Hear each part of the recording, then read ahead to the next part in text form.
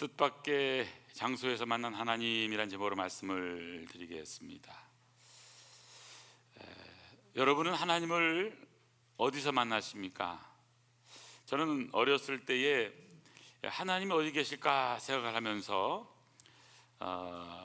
시골이지만 또 교회에 보면은 십자가가 있고 거기에 또 이제 이 빨간 커튼으로 해서 휘장 속에 있어서 저는 하나님은 어릴 때는 그 십자가 뒤에 있는 휘장 속에 계시다 하는 생각을 가진 때가 있었습니다. 그래서 주일학교 때는 그 교회에서 예배 드릴 때마다 어떤 때는 무서워서 또 이제 잘못했던 것들도 회개하고 또 어떤 때는 또 어머니가 헌금하라고 받았던 것 중에 절반 정도는 사탕을 사 먹었고 절반은 또 헌금했던 것까지 또 용서를 빌었던 기억이 있습니다. 여러분, 하나님은 지금 우리 교회 십자가 뒤에 꽁꽁 숨어서는 여러분들 향해서 누가 설교할 때 주는지 봐야지 하면서 그렇게 지켜보시는 하나님이 아니십니다. 하나님 어떤 분이실까요? 우리가 하나님 만날 수 있는 곳은 우리의 삶의 자리입니다. 가정에서 만날 수 있고요, 또 삶의 일터 속에서, 또 심지어는 우리가 여행 중에 있을 때라도, 또 우리가 길을 걸어갈 때도 하나님은 그곳에 늘 함께 계시는 하나님이란 사실을 우리는 기억할 필요가 있습니다. 시편 139편 8절 이하에 보니까 내가 하늘에 올라갈지라도 거기 계시며 스월에 내 자리를 펼지라도 거기 계시니이다. 내가 새벽 날개를 치며 바다 끝에 가서 거주할지라도 거기서도 주의 손이 나를 인도하시며 주의 오른손이 나를 붙드시리이다. 우리가 있는 곳, 우리가 호흡하고 발길을 닿는 곳 어디든지 하나님은 무소부재하신 하나님이라고 말씀하고 있습니다.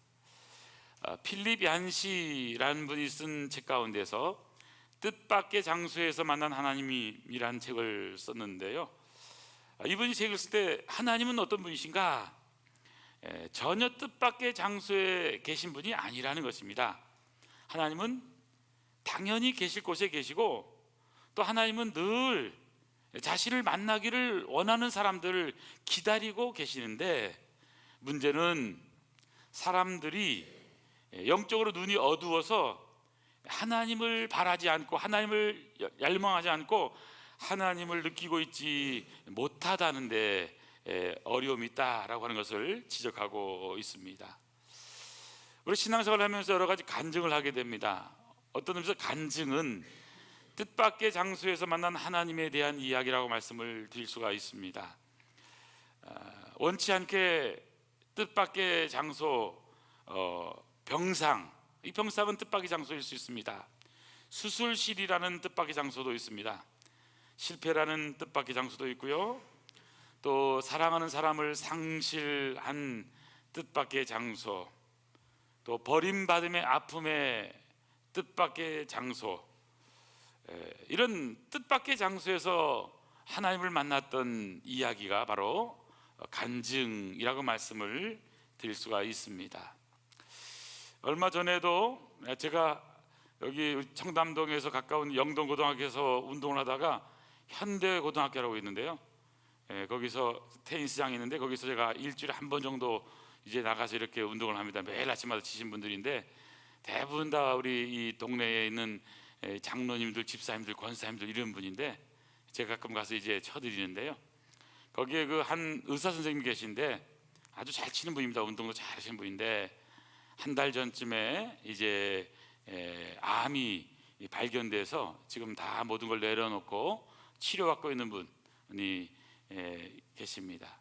그분 얘기를 들으면서 어떤 생각이 들었냐면, 이 의사 선생님은 많은 환자들을 치료하고 또 아픈 사람들 또 진료도 하면서 또 얼마나 많은 또 건강에 대한 이야기를 많이 했겠습니까?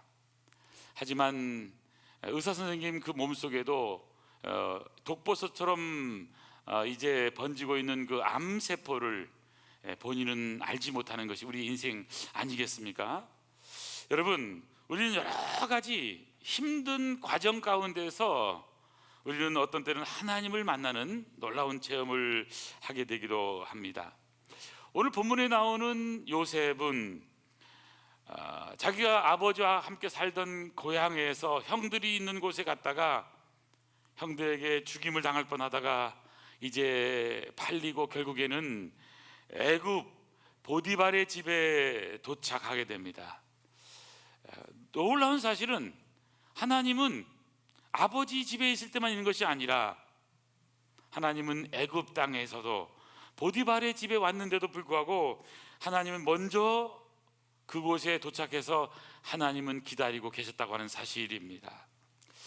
여러분, 하나님은 여러분이 이곳에 오기 전부터 여러분을 기다리고 어서 돌아오라고, 주님 앞에 오라고, 만나고 싶다고 우리를 기다리는 분이 하나님이십니다.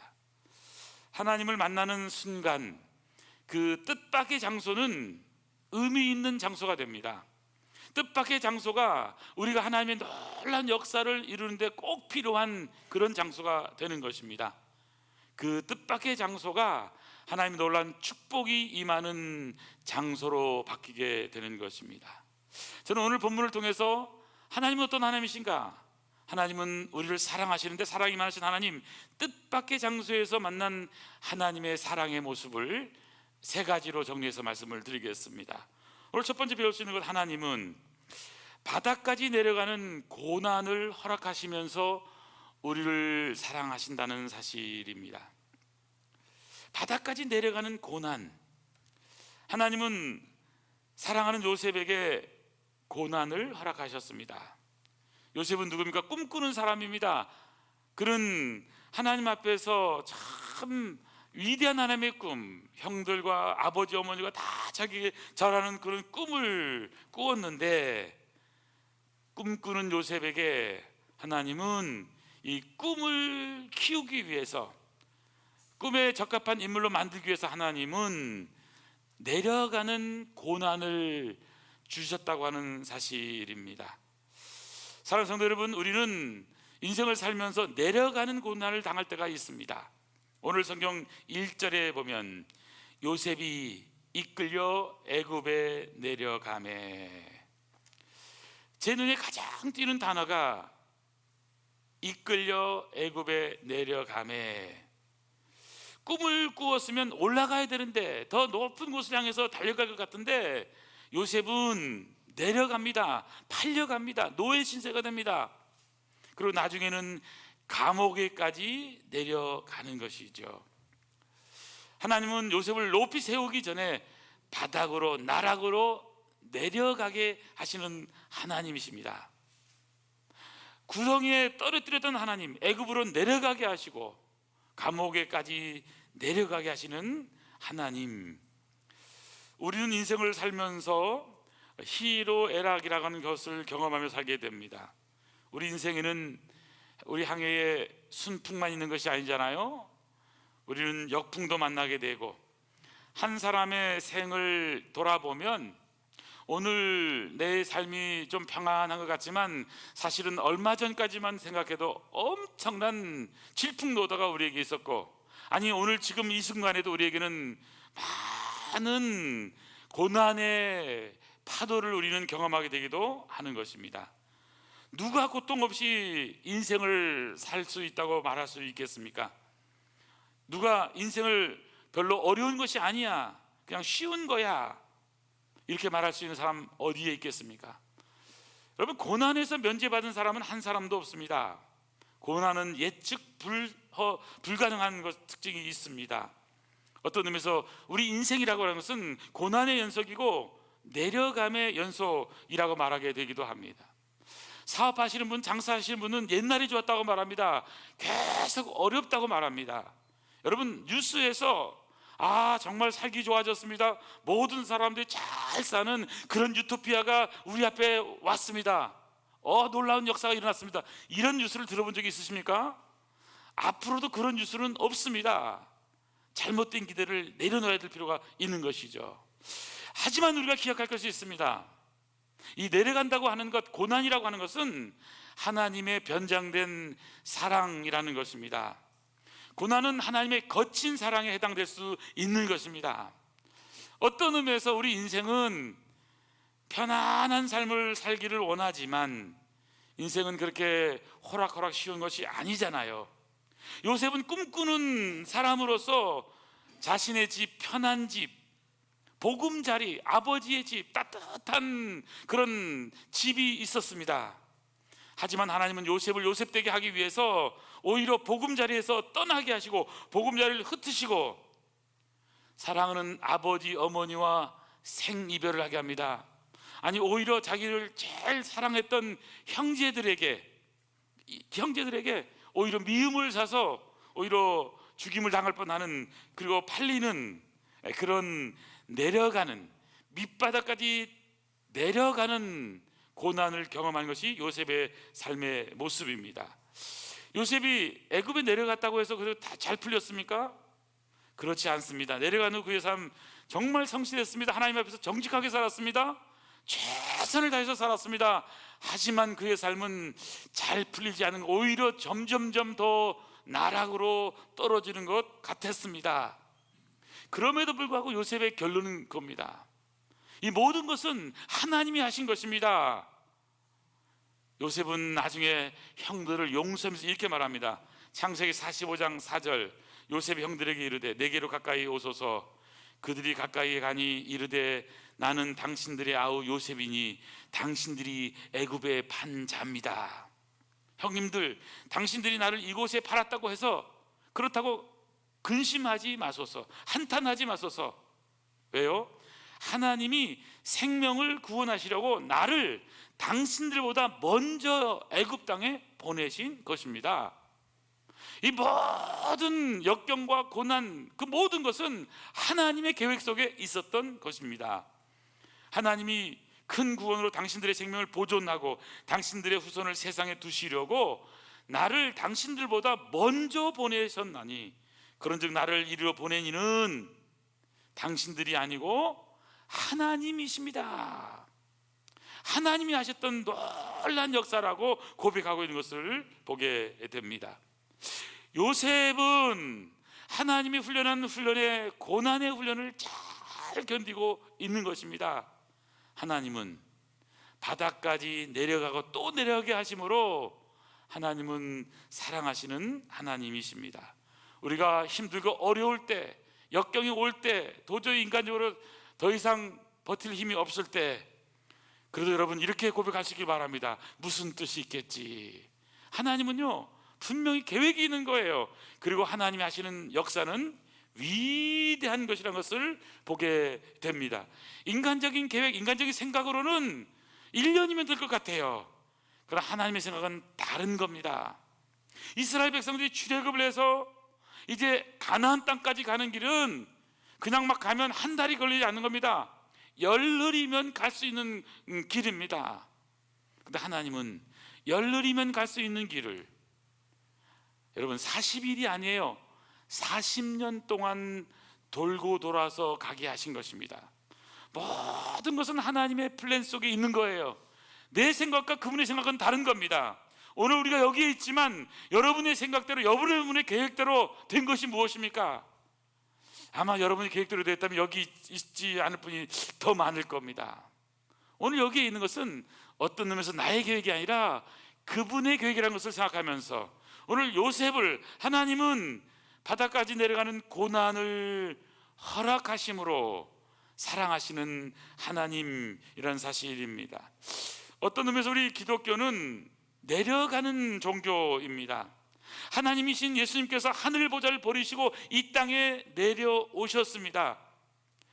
하나님과 같은 모양으로 그분은 계셨던 분이시지만 하나님과 같은 분이 이 땅에 인간의 모습, 자기를 비워 종의 형체를 가져 사람의 모양으로 나타나셔서 바로 인간의 모습으로 오신 분이 바로 예수님이십니다. 이 땅에 올 때 그분은 큰 말을 타고 활을 들고 백마를 타고 한 그런 분으로 오신 분이 아닙니다. 베들레헴의 말구유에 그 작은 곳에, 아무도 환영해 주지 않는 그곳에 예수님은 오셨습니다. 그리고 말구 위에서 십자가에까지 계속해서 내려가게 하십니다. 음부까지 내려가신 분이십니다. 하나님께서 그토록 사랑하시는 사람들을 내려가게 하는 이유가 무엇일까요? 여러분, 우리는 인생은 너무 높은 올라가는 데 관심이 많이 있지만 올라가는 것보다 내려가는 것이 더 중요합니다. 나무도 잘 자라기 위해서는 얼마나 뿌리가 든든히 깊이 박히느냐가 중요한 것입니다. 건물을 지어도 마찬가지입니다. 1층, 2층 건물은 그냥 엔간하면 지을 수 있지만 높은 층을 지을 때는 기초가 다른 겁니다. 전문성이 있는 겁니다. 설계도가 다른 겁니다. 시공하는 방법이 다른 것입니다. 그렇기 때문에 하나님은 우리를 내려가고 또 내려가게 하시는 이유는 하나님이 우리를 귀하게 쓰시는 하나님의 방법이 있다고 하는 사실입니다. 그럼 우리가 배워야 될 것은 하나님은 고난을 통해서 우리를 훈련하시는 사랑의 하나님, 요셉을 바다까지 내려가는 고난을 허락하시면서도 하나님은 사랑의 하나님이란 사실을 우리는 기억해야 하는 것이죠. 오늘 요셉이 어디에 있습니까? 2절 보니까 여호와께서 요셉과 함께 하심으로 그가 형통한 자가 되어서 주인 애굽 사람의 집에 있는데 그 주인이 여호와께서 그와 함께 하심을 보면서 또 여호와께서 그의 범사에 형통하게 하는 것을 애굽 사람이 보게 하신 거예요. 하나님이 함께하는 놀라운 역사를 믿지 않는 이방 사람이 보게 된 것입니다. 뿐만이 아니죠. 5절에 보면 그가 요셉에게 자기 집 모든 소유물을 주관하게 한 때부터 어떤 일이 벌어지죠? 여호와께서 요셉을 위해서 그 애굽 사람의 집에 복을 내려주세요. 여호와의 복이 그의 집과 밭에 있는 모든 소유에 미쳤다라고 성경은 기록하고 있는 것입니다. 하나님은 바로 하나님의 사람을 통해서 내려가지만 내려간 그곳이 하나님의 축복의 자리고 하나님의 역사의 자리가 될 수 있는 것입니다. 하나님의 사랑 어떤 사랑입니까? 바다까지 내려가는 고난을 허락하시는 하나님의 사랑, 오늘 첫 번째 배우는 것입니다. 두 번째, 뜻밖의 장소에서 만난 하나님은 어떤 하나님일까요? 하나님의 사랑은 이 요셉을 훈련시키고 교육시키기 위해서 배움의 환경을 만들어 주심으로 사랑하시는 하나님이라는 사실입니다. 배움의 환경을 만들어 주세요. 요셉이 아버지의 심부름으로, 아버지는 헤브론에 있습니다. 얼마 전에 이제 할아버지 이삭을 장례를 치렀습니다. 그리고 형들이 세겜, 헤브론과 세겜은 한 80km쯤 떨어졌습니다. 저 북쪽에 있는 세겜에 지금 이제 양을 치기 위해서 가 있습니다. 야곱은 아버지가 거류하던 기럇 아르바, 헤브론에 거류하면서 아버지의 심부름으로 형들이 있는 세겜까지 이제 가게 되는 것이죠. 그리고 가보니까 없는 거예요. 어디에 있는가 찾아보니까 도단이라는 지역, 또 한 30km 정도 더 떨어진 곳에 가게 됩니다. 그래서는 형들을 만났죠. 얼마나 기뻤겠습니까? 하지만 형들의 계획은 달랐습니다. 아버지의 심부름으로 형님들 내가 왔어요 기쁨으로 왔는데 형들은 저 꿈꾸는 자가 오는도다 그러면서 미워합니다. 그리고는 계략을 짜서 요셉을 죽이기로 계획을 하다가 그건 안 되지, 그리고는 웅덩이에 빠뜨립니다. 근데 얼마 있다가 이제 애굽 상인들이 지나가니까 그러니까 애굽 상인들에 팔게 되는 거예요. 그래서 오늘 1절 하반절 보니까 바로의 친위의 대장 애굽 사람 보디발이 그를 그리로 데려간 이스마엘 사람의 손에서 요셉을 사니라, 샀다고 말씀하고 있습니다. 요셉은 아버지의 집에 살던 그런 막내였습니다. 그 밑에 베냐민도 있었지만, 그렇지만 이 요셉이 그렇게 사랑받고 그렇게 어머니가 일찍 돌아가셨잖아요. 베냐민을 낳다가 돌아가셨기 때문에. 그러니까 아버지가 이 엄마 없는 이 막내를 얼마나 사랑했겠습니까? 그래서는 채색 옷도 입히고 정말 사랑을 했습니다. 하지만 하나님의 계획은요, 우리 인간의 생각과는 다른 거예요. 그냥 그 집에 있지 못하게 합니다. 복음 자리에 있지 못하게 흩으시는 거예요. 하나님은 요셉을 사랑하시기 때문에요, 오히려 집을 떠나게 하시고 아버지와 이별하게 하시는 것입니다. 여러분이 하나님께서 이런 떠나게 하시고 이 환경을 어렵게 만드는 것일까요? 바로 하나님이 요셉에게 준 하나님의 귀한 그런 비전 때문에 그런 것입니다. 하나님의 놀라운 역사는 그냥 요셉이 단순하게 헤브론에서 그냥 신앙생활 잘하면서 그냥 거기에서 살다가 끝나는 인생이 아닌 거예요. 하나님의 계획은 요셉의 계획과 그 부모의 계획과 달랐던 겁니다. 요셉의 꿈이 크기 때문에 그가 살고 있던 가나안 땅은 이 꿈을 이룰 수 있기에는 너무 작은 거예요. 그래서 하나님은 이 꿈을 이룰 수 있는 곳을 하나님은 옮기시고 있는 것을 보게 되는 것입니다.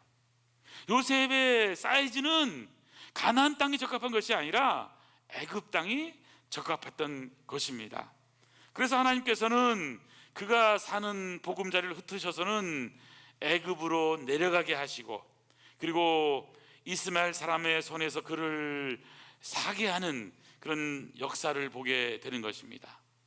여러분, 하나님의 사랑은 마치 독수리가 자기 새끼를 사랑하기 때문에 보금자리를 어지럽히는 것과 같다고 말씀을 드릴 수가 있습니다.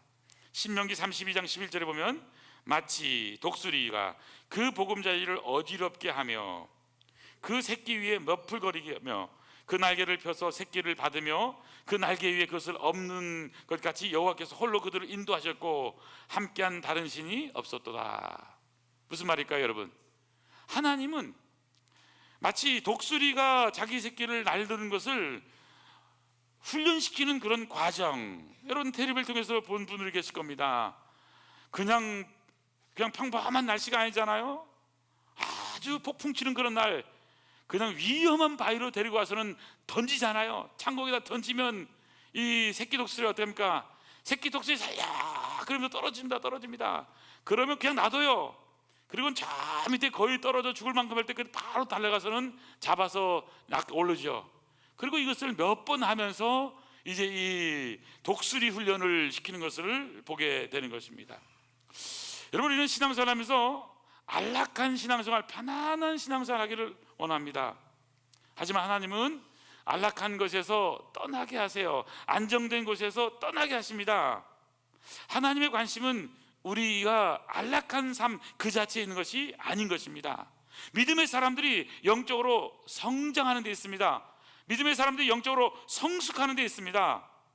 그래서 하나님은 오히려 부모 집을 떠나서 하나님은 어려운 환경으로, 더 힘든 고난의 환경으로 하나님은 인도하시는 하나님이신 겁니다.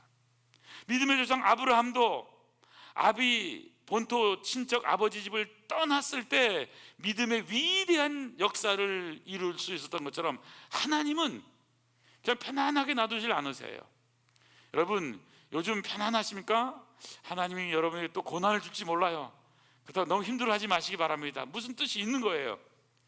하나님은 특별히 믿음의 사람들을 꼭 필요한 일을 시키시는 하나님이십니다.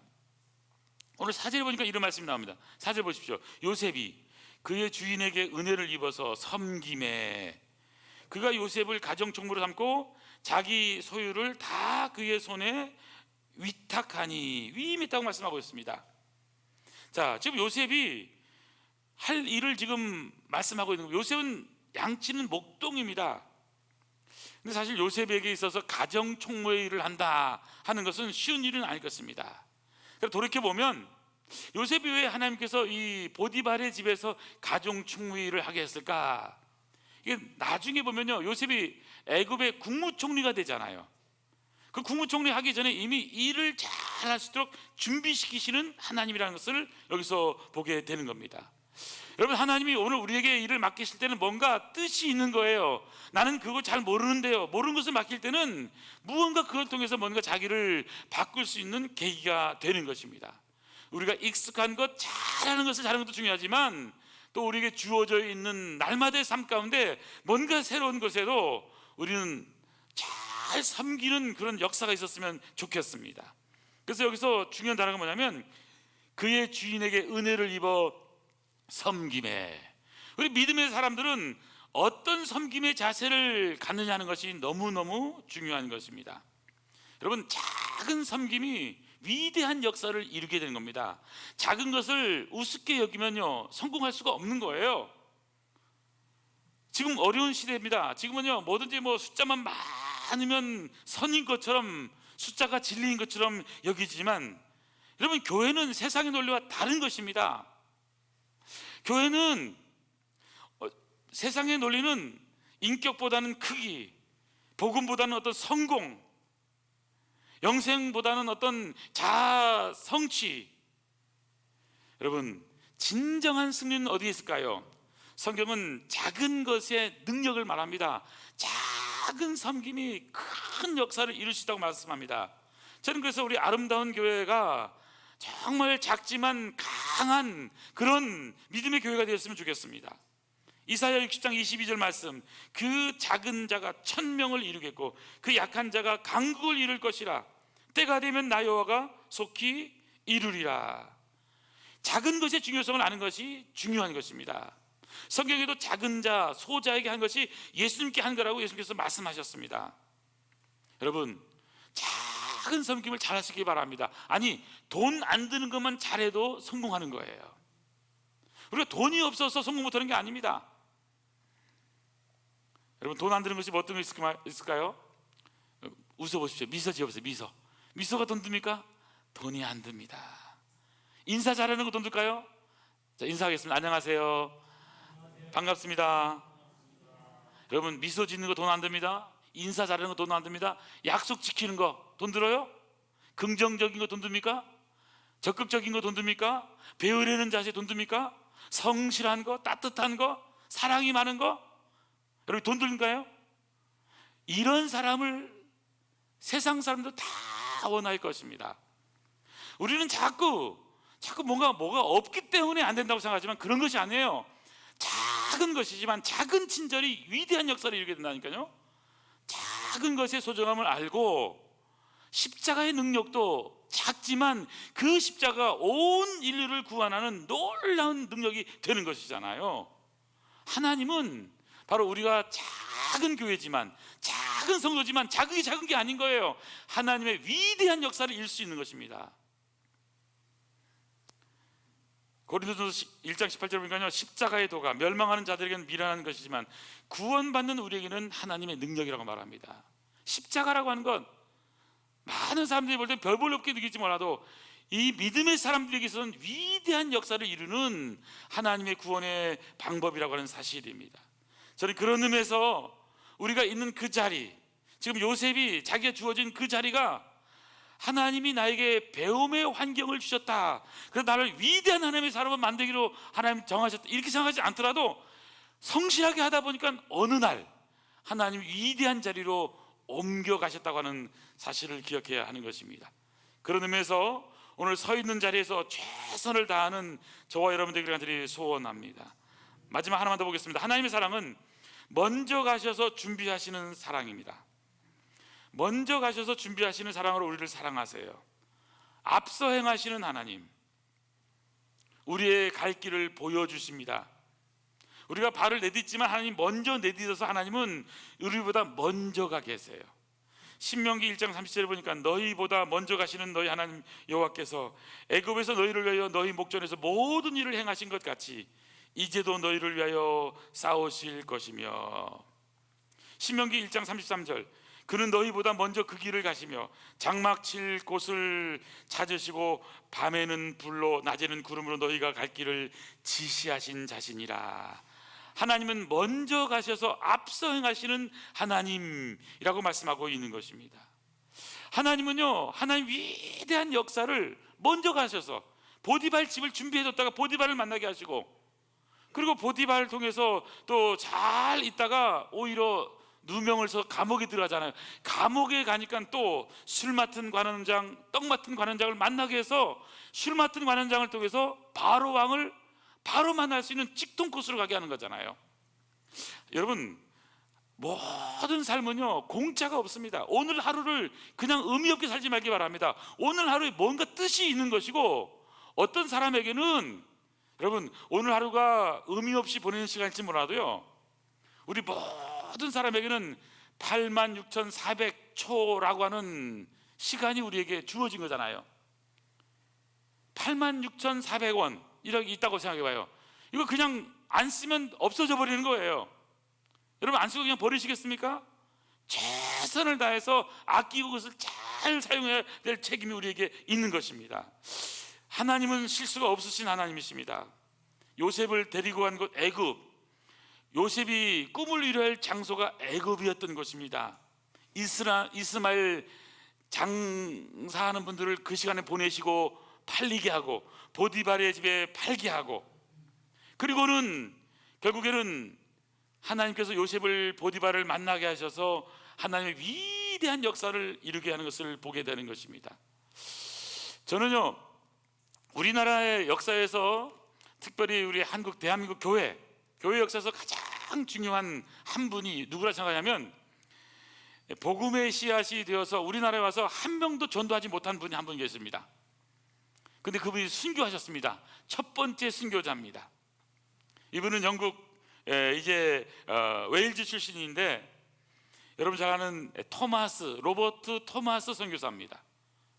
우리 김다른 목사님은 그곳에 몇 번 갔다 왔는데 저는 아직 한 번도 못 갔다 왔습니다만은, 이 토마스 선교사님, 그 역사적인 상황은 1866년으로 갑니다. 제너럴 셔먼호라는 것은 미국 상선입니다. 미국은 1776년 7월 4일 조지 워싱턴이 영국과의 싸움에서 이제는 독립을 외치고 결국 7월 4일이 이제 독립하게 되는데요. 거의 한 100년 지났을 때 1866년 이 제너럴 셔먼호가 대동강에서 불타는 그때는 링컨이 대통령 할 때입니다. 1866년 남북 전쟁을 1866년 시작하게 되는데요. 우리 대한민국은 조선의 흥선대원군이 이제 쇄국 정책을 펼 때입니다. 그래서 제너럴 셔먼호가 평양에 들어오게 됩니다. 하지만 대동강으로 진입했을 때 통상을 요구하지만 거절합니다. 당시 조선의 관리들은 서양과의 교육이 국법으로 금지되어 있었기 때문에 이제 돌아갈 것을 통보하죠. 그래서는 2주 동안 이제 대치하던 끝에 양각도라는 곳에서 서쪽 모래톱에 선체가 걸리고 자초가 되게 됩니다. 그래서 평양성의 관인들이 격분해서는 이제 강변으로 몰려들어서 돌을 던지면서 항의하고 결국에는 불을 질러서 제너럴 셔먼호가 이제 침몰하게 되게 됩니다. 이것이 나중에는 신미양요의 원인이 되기도 합니다. 그래서 불에 탄 배에서 뛰어내려온 사람들을 칼을 든 조선의 군인들이 이제 직결심판으로 다 목을 잘라 이제 죽이게 됩니다. 그때 그 배의 통역관으로 탔던 사람이 바로 로버트 토마스라고 하는 26살의 바로 선교사입니다. 이분이 성경책을 들고 왔는데, 그리고는 자기가 죽을 것을 이미 알고 이제 불타는 배에서 뛰어내려서 성경책을 들고, 그리고는 이제 자기의 목을 치는 박춘권이라고 한 분이 이제 이 토마스 선교사의 목을 쳤다고 합니다. 그리고는 그 손에 성경책을 들고 있었지만 그냥 손 놓고는 이제 예수 믿으라고 별로 외쳐보지도 못하고 이분은 목 잘려서 죽게 됩니다. 근데 그 당시에 거기서 11살 최칠량이라고 하는 소년이 이 성경책을 줍게 됩니다. 당시에는 서양 물건을 주우면 이제 굉장히 엄한 벌로 다스리던 때이기 때문에 겁이 나서는 그 당시에 영문 주사인 박영식이라고 하는 분에게 이 성경책을 갖다 주게 됩니다. 이 박영식이 책을 보니까 종이가 너무 좋은 거예요. 영문 성경, 이 한문 성경이 너무 종이 좋은 거예요. 그래서 이분이 종이가 좋으니까 그 성경을 집에 가져가서는 벽지로 이제 벽에다 바르고 또 천장에 바르고 이렇게 도배를 다 하게 됩니다. 토마스 선교사가 던졌던 이 성경책, 근데 이분이 누워있을 때마다 성경책이 보이잖아요. 잠 안 오면 보면 성경책을 읽게 되는 겁니다. 그래서는 나중에는요, 이분이 이제 이 박영식이 자기 집에 성경책을 다 도배했는데 나중에 어떤 일이 벌어지냐, 최칠량이라고는 아까 소년이 성공해서는 이 집을 사게 됩니다. 그래서 이 집을 여관으로 사용하려고 샀는데 자기가 던졌던 그 성경책으로 도배가 되어 있던 그 집, 최칠량이 도배가 되어 있는 집을 이제 들어가서 성경을 읽다가 이분이 복음을 알게 되고 예수를 믿게 됩니다. 그 당시는 이제 한국에 선교가 들어왔습니다. 미국에서 마포 삼열 선교사 장신대 평양신학교를 세운 분입니다. 이 마페 선교사님이 그 여관에 묵다가 최칠량이 회심하는 것을 보고는 그 자리에서 세례를 주는 역사가 일어나게 되는 것이죠. 그리고 이 여관 자리가 바로 널다리 교회가 됩니다. 나중에는 이게 평양의 장대현 교회라고 하는 이름으로 바뀌게 되고 1907년에 일어났던 평양 대부흥운동의 바로 진원지 평양 장대현 교회가 되게 되는 것입니다. 이 최칠량은 장대현 교회 초대 장로가 되고요, 이 집을 팔았던 박영식도 나이가 많았지만 장로가 되었습니다. 그리고 토마스 선교사의 목을 베었던 박춘건이라는 분, 그분도 나중에는요 안주교회의 영수가 됩니다. 그러니까 목회자 없는 곳에서 설교도 하는 그런 분이 영수였습니다. 여러분, 제가 무슨 말을 하고 싶으냐면 하나님은 하나님의 계획을 하고 계신 거예요. 우리 인간적으로 볼 때 로버트 토마스 선교사님은 이곳에서 한 사람도 복음으로 변화되고 또 변화되고 바뀌어지는 것을 본 적이 없습니다. 여기서 질문할 것이 있죠. 그러면 토마스 선교사는 실패한 선교사인가? 하나님은 순교자의 피를 결코 헛되이 하지 않으시는 하나님이신 것입니다. 토마스 선교사를 통해서, 토마스의 입을 통해서 한 사람도 복음이 영접되고 구원받는 것을 보지 못할지 몰라도 하나님의 플랜, 하나님의 계획은 앞서가셔서 오히려 그곳에서 평양 장대현 교회가 생기게 하고 널다리 교회가 생기게 하고 나중에 온 마포 삼열 선교사를 통해서 구원받는 역사 속에서 우리 대한민국의 평양의 장대현 교회 대부흥운동의 놀라운 불씨가 사실은 그 전에 있었던 이 로버트 토마스 선교사의 순교를 통해서 이 엄청난 역사가 일어났다는 사실을 우리는 배우게 되는 것이죠. 저는 오늘 우리가요 기도하는 일들, 우리가 뿌리는 모든 씨들이 공짜가 없다고 생각합니다. 나라 민족을 위해서 기도하고 선교사님들을 위해서 기도하고 세계 열방을 위해서 기도하고 교회를 위해서 기도하고 성도를 위해서 기도하는 모든 기도가 결코 헛되지 않습니다. 사랑하는 성도 여러분, 하나님은 우리의 기도를 통해서, 아니 우리 하나님의 놀라운 비전을 이룰 사람들을 오늘 하나님은 부르고 계시다는 사실을 기억하면서 하나님은 우리보다도 먼저 가셔서 준비하시면서 우리의 그 일을 감당하도록 우리에게 이끄시는 하나님이라는 것을 기억하시면서 우리가 어떤 장소에서든 하나님을 만나서 하나님께 영광 돌리는 우리 아름다운 복된 성도 되기를 축원합니다. 기도하시겠습니다. 하나님 아버지, 감사합니다. 우리가 이 땅을 살아가면서 그냥 한 생을 그럭저럭 살다 끝나는 인생이 아니라 아버지 하나님, 하나님의 영광을 위한 아름다운 삶을 살아가는 저희들 되도록 축복하여 주시옵소서. 아버지 하나님, 오늘 서 있는 자리에서 최선을 다해서 하나님의 영광을 위해서 살아가는 아름다운 복된 성도 되도록 축복하여 주시옵소서. 이 놀라운 역사를 이루시는 우리 주님 예수님의 이름으로 기도하옵나이다. 아멘.